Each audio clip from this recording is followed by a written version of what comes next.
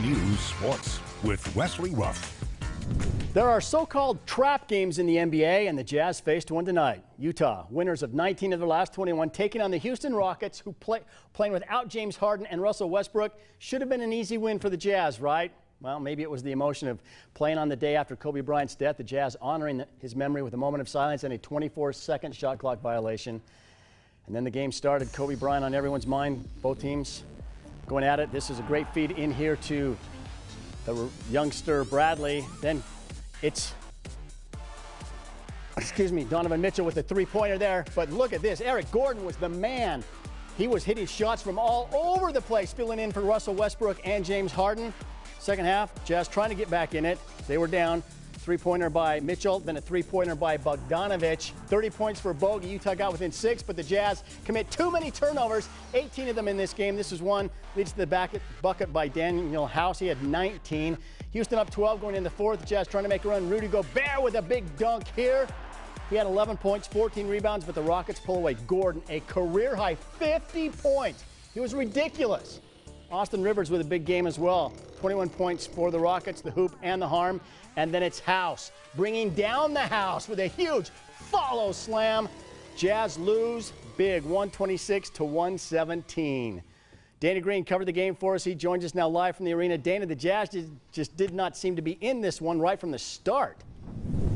Yeah, Wes, so much emotion surrounding this game. The Jazz, well, they just kind of looked sloppy and they were drained. This game had 58 fouls, 75 total free throws. And while the Rockets didn't have Harden or Westbrook, they still had Eric Gordon, who dropped 50 on him as the Rockets hand the Jazz their first home loss since December 9th. Eric Gordon's one of the best scorers in the league. And you have a game tonight where he knows that they need his points. He's even more aggressive. Hats off to them. They came in here and they were the one who threw the first punch, and we were playing catch up. And I think we got out of our game a little bit because of the physicality and the switching and different things like that. Really kind of got us out of rhythm. I don't think it was any one thing. There were a lot of different things, and we've been in positions where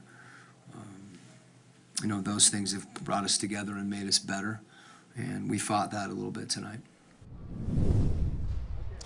So the Jazz 9-game home winning streak is over. Now, earlier in the day, we were at Jazz practice and we talked to the team about the tragic death of Kobe Bryant. Jordan Clarkson played with Kobe, as did Ed Davis. Quinn Snyder coached Kobe when he was assistant with the Lakers, and he took the news hard. I think there's just an overwhelming sense of loss.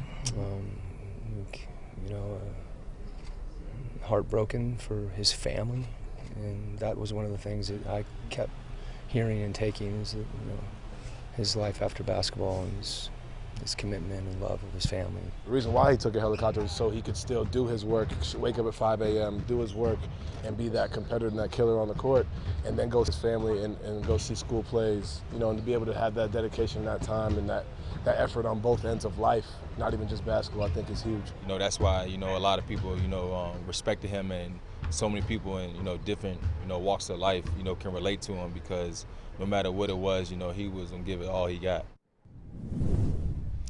Yeah, the NBA canceled tomorrow's Lakers-Clippers game. Kobe Bryant, a legend that was taken way too soon. The Jazz, meanwhile, will hit the road next on Wednesday against the San Antonio Spurs. I am live at Vivint Smart Home Arena. Dana Green, ABC4 Sports.